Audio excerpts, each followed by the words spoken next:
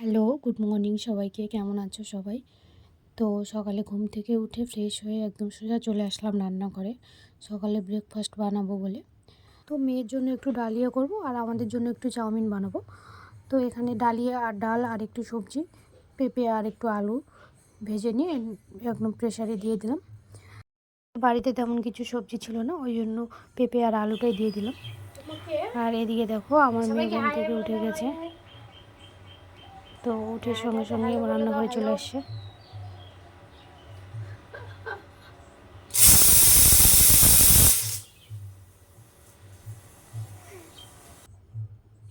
আর এদিকে আমি দেখো চাউমিন বসিয়েছি। তো চাউমিনটা সেদ্ধ হয়ে গেছে আর ওইদিকে একটু আলু আর একটু পেঁয়াজ ভেজে নিয়ে রান্না করব।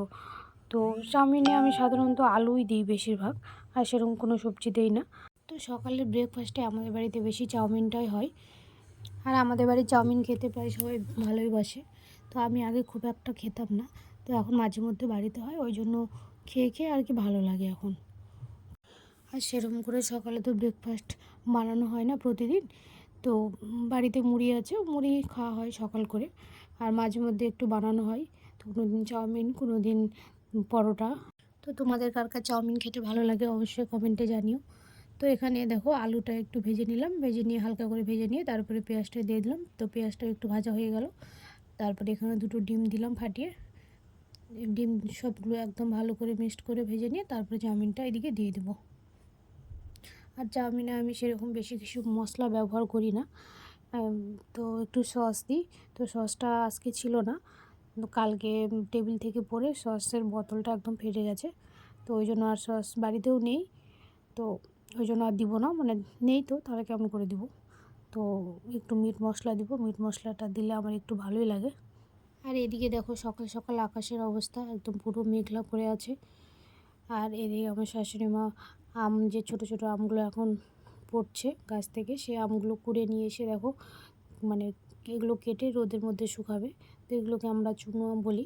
তো চুনা দিবে। তো আমগুলো শুকিয়ে যখন চুনো হবে, সেই চুনা দিয়ে ডাল খেতে কিন্তু খুব ভালো লাগে। তো এদিকে দেখো চাউমিনটা আমি বেড়ে দিচ্ছি। তো এদিকে সবাই আমরা এখন ব্রেকফাস্ট করব সকালে। এই যে এখানে বসে আমরা ব্রেকফাস্ট করছি, মানে টেবিলে আর বসলাম না, কারণ প্রচণ্ড গরম পড়ছে। আর কারেন্ট ছিল না, দেখো আমি পুরো একদম ঘেমে গেছি। তো এদিক থেকে একটু হালকা বাতাস আসছিলো, ওই জন্য ভালো লাগছিলো। এই যে সবাই আমরা খেতে বসি। তো আর এদিকে আমার মেয়ে দেখো, ওর খাবার ছেড়ে ও চাউমিনের দিকে চলে গেছে। তো ওর খাবারে মুখেই দিচ্ছে না, সেরকম চাউমিনই ও খাচ্ছে। সবাই হাত দিয়ে খেতে ভালোবাসে, ওই হাত দিয়ে খাচ্ছে সবাই। তো ওইদিকে সকালে খাবার খেয়ে চলে আসলাম রান্নার দিকে। তো এদিকে দেখো কি রান্না করবো তো ভেবেই পাচ্ছিলাম না। তারপর ফ্রিজে গিয়ে দেখলাম এরকম অবস্থা সবজির। তো ঢ্যাঁড়সগুলো তো একদমই পচে গেছে। তো করলাগুলো একটু ছিল, তো ওগুলো একটু ভাজি করে নেব। তো অনেক দিন হয়ে গেছিলো ওই সবজিগুলো ফ্রিজে ছিল, আমার মনে ছিল না। তো সবজি নিয়ে আসতো, আমি ভাবতাম যে সবজি নেই হয়তো, ওই জন্য আনতে বলতাম, নিয়ে আসতো, ওগুলো রান্না করা হতো। আর এগুলো যে ফ্রিজে একদম মানে সবার নিচে ছিল, তো ওই জন্য আর দেখিনি ভালো করে। তো ওই জন্য ওগুলো এরকম অবস্থা হয়ে গেছে। তো তোমাদের কার কার সঙ্গে এরকম হয় আমাকে অবশ্যই বলো। তো দেখো করলাটা ভাজা হয়ে গেছে, এটা এখন তুলে নেব। আর ওইদিকে উনুনে দেখলে তো ভাত হচ্ছিলো, আর এদিকে আমি উনুনে রান্না করব যে আর তরকারিটা। তো এখানে সবজি করে নেব হচ্ছে একটু শাক। তো মা কালকে বিকেলে আমাদের বাড়ির এই আশেপাশ থেকে একটু শাক তুলেছিল, তো সেই শাকগুলো একটু ঘন্ট করে নেব। তো কিছু দেবো না সেরকম মশলা, তো একটু বেশি করে পেঁয়াজ দিয়ে দিলাম আর একটু আলু দিয়ে দিব। আলু আর পেঁয়াজ দিয়ে একটু ঘন্ট করে নেব। তো এটা ছিল কুটো খুরা শাক। তো ছোট ছোট যে খুরা শাকগুলো হয় না, বাড়ির পাশে দেখো ছোট ছোট হয়, তো সেই শাকগুলোই ঘন্ট করছি। তো এগুলো আমরা আগে ভাজা খেতাম, এখনও খাই, মানে পাঁচমিশালি সব শাক সঙ্গে একসঙ্গে মিক্সড করে ভাজা খাই। তো আজকে ভাবলাম একটু ঘন্ট করি।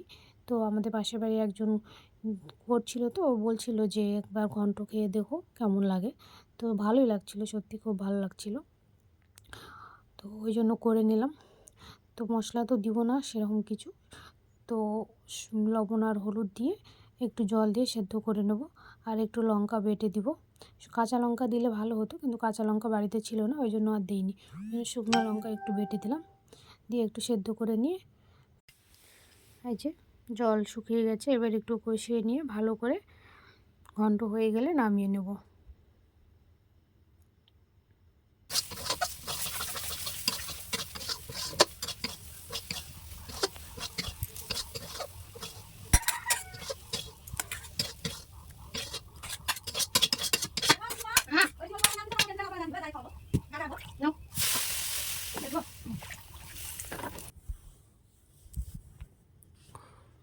তো ওইদিকে ঘন্ট হয়ে গেছে, আর এদিকে একটু আলুর তরকারি করে নেব। তো বাড়িতে দেখলেই তো সবজি ছিল না, তো ভাবলাম তাহলে একটু আলু তরকারি করে নিই। তো বেশি করে একটু টমেটো দিয়ে আলুর তরকারি করব। সেদ্ধ করে নিয়েছি আলুটা, নিয়ে এই যে দিয়ে দিলাম। প্রচণ্ড গরম পড়েছে, তো একটু বেশি করে টমেটো দিয়ে দিলাম, টক টক লাগবে, ভালো লাগবে। তো একটু ভালোভাবে নাড়াচাড়া করে একটু লবণ আর পরিমাণ মতো হলুদ লবণ দিয়ে তারপরে একটু মশলাটা দিয়ে ভালো করে কষিয়ে নেব।